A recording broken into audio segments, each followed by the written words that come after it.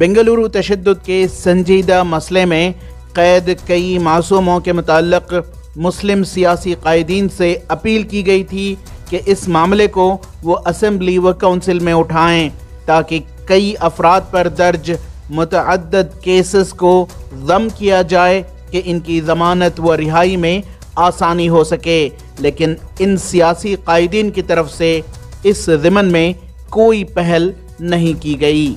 लिहाजा बेल मंजूर होने के बावजूद स्लम इलाकों में बस रहे गरीब ख़ानदानों से ताल्लुक़ रखने वाले ये मुक़य्यद अफराद सलाखों के पीछे रहने पर मजबूर हैं।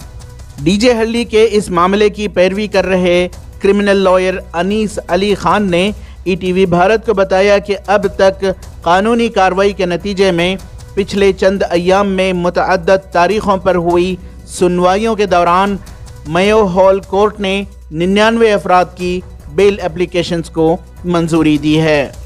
बस उनके फैमिली मेम्बर्स कौन भी जो भी है ना, जो अंदर हैं उनके लोग, वो श्योरिटी देंगे तो रिहा हो जाएंगे। और अगर मल्टीपल केसेस हैं विल हेल्प देम आउट। किस तरह की इमदाद की जरूरत है सर उन लोगों को? पता नहीं उनके पास उनकी वो श्योरिटी लाना है। अब वो उनकी माली हैसियत कैसी है वो तो हमें जानते नहीं। श्योरिटी ले को आए तो हमें हेल्प कर को, कोर्ट में हेल्प कर को उनको श्योरिटी रिलीज ऑर्डर करा को दिया। वक्त की बात नहीं है, कल लाओ तो परसों छुटो। वो कम्युनिटी को आगे आना चाहिए। अब कम्युनिटी के ऊपर है, एज एन इंडिविजुअल मैं तो नहीं बता सकता तुमने। अब कम्युनिटी को दर्द है कम्युनिटी का, तो कम्युनिटी साथ देना वैसे गरीब और गरीब स्लम में रहने वाला। हाँ, आगे चल रही है। तो फिर कल परसों कल भी हुए थे, कल 20-22 के हुए, आज एक हाईकोर्ट में हुई है। कार्रवाई हमारी चालू है। We will not stop it. We will see that this case is given a logical and.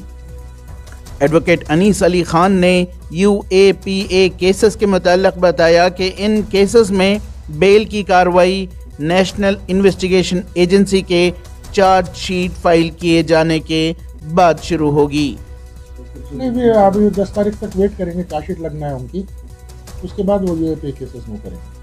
Chargesheet लग जाएगी तो चार्जशीट देख के इसके ऊपर क्या लगा है देख दिखा के बेल एप्लीकेशन करेंगे। और अब ताज़ा इत्तलाआत के मुताबिक अब इन अफराद की ज़मानत या श्योरिटी पेश कर रिहाई करवाने के लिए मिली तंजीमों की जानिब से पुरजोर कोशिशें चल रही हैं।